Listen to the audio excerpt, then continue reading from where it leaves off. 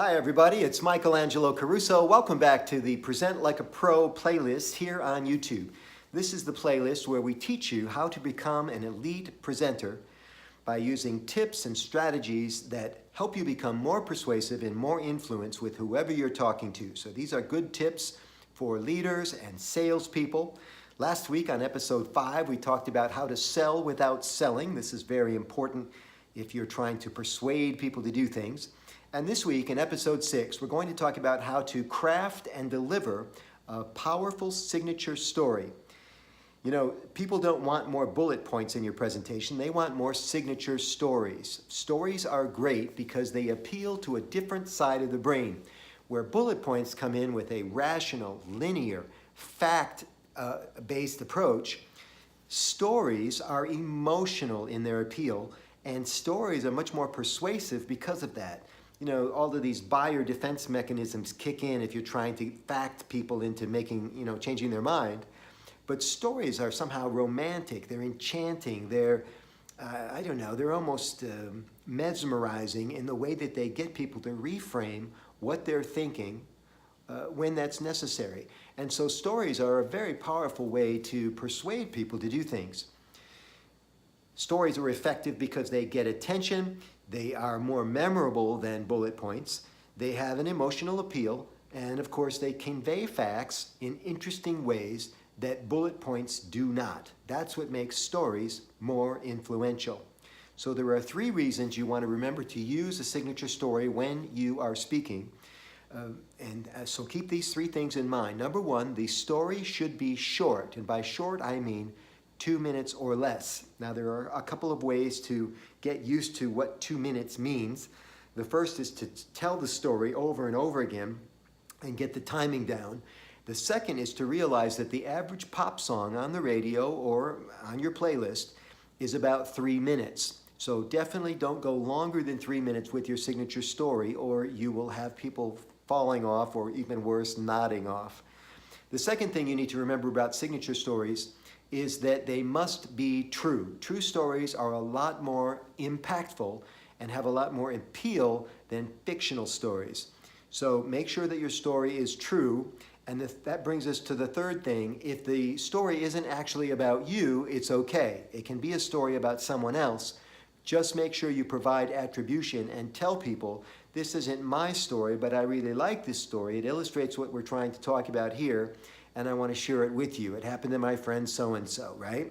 So now you're using a true story still, a short true story, and you're providing attribution. Very important. So signature stories are impactful because they're intriguing, they're authentic, they involve the person that you're talking with, and they are also strategic. Only tell stories when you're presenting that are strategic and relevant to your call to action. So if you're leading a team, make sure that the story has something to do with what you're conveying to the team. And if you're trying to sell a product or a service, make sure that the signature story is relevant to the benefits that would be derived when they purchase your product or service. So I'll tell you a quick signature story that I've been using for a long time. It's about 2 minutes in length. You can put the clock on it, and then we'll break it down for you and tell you why it works so well. Ready? I was flying out of Detroit one time on my way to a speaking engagement, and the pilot came on to make a very unusual announcement. He announced to everybody on board the plane as we were getting on, he said, "Welcome everybody, would you please take your seats right away? We'd like to leave early." Now I'd never heard a pilot say this before. I didn't even know a plane could leave early, but it worked like a charm to get everybody seated, buckled up, and ready to go. And the pilot came back on to make a second announcement. He said, "Thanks very much for your cooperation, everybody. As you know, we're expecting weather. And if that weather came before we took off, we might be delayed, and that would mean you would miss your connection. So we're going to take off early, and that's good news for everybody. We also want you to know that we'll be flying today in a condition we call in the cockpit zero visibility." It's got everybody's attention, right? What's this zero visibility?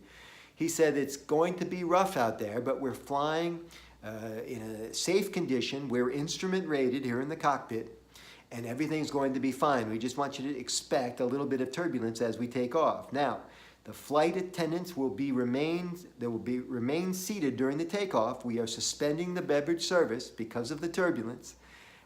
Again, we want you to know we're flying in safe conditions, everybody. Now, this was an interesting thing to announce because we all immediately looked out the window to see this amazing cloud cover come in, and in a few seconds we wouldn't be able to see much at all, even though it was broad daylight.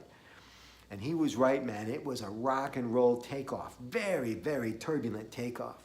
But you know something? The higher that we climbed, the smoother the flight. And we climbed into bright, pristine sunshine. And you know why this is possible, everybody? Because if you fly your plane above the clouds, there's very little turbulence. And all we needed to do was get above that clouds on that stormy day in Detroit. That's the end of the story. It's about 2 minutes. And the reason I shared it with you is because I want you to notice how I pulled you into my story. If you've flown on an airplane at any time, you know, you were flashing back to a rocky takeoff that you had, or some turbulence that you had to endure. So I'm involving you in the story.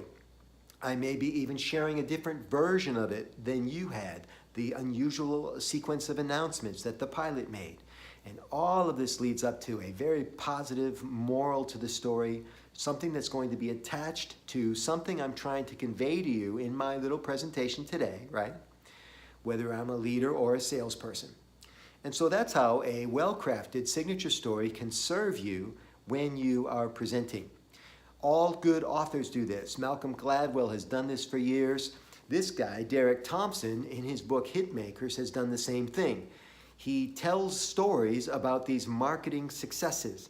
And that's what I remember after finishing the book. I don't remember the statistics from the marketing campaigns. I don't remember his graphic representation of how the campaigns worked. I just remember his wonderful signature stories. So everybody does this except you. Time to get you into the program. Tell signature stories. That concludes episode 6 here on the Present Like a Pro playlist. Next time we're going to talk about how to use an effective opening, an authentic, natural opening that is so believable you'll just pull people right in with your message. My name is Michael Angelo Caruso. Don't forget to like this video down below. I appreciate your comments.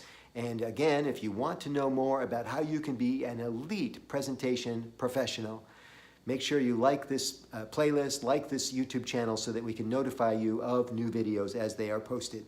Thanks very much, everybody. We'll see you soon.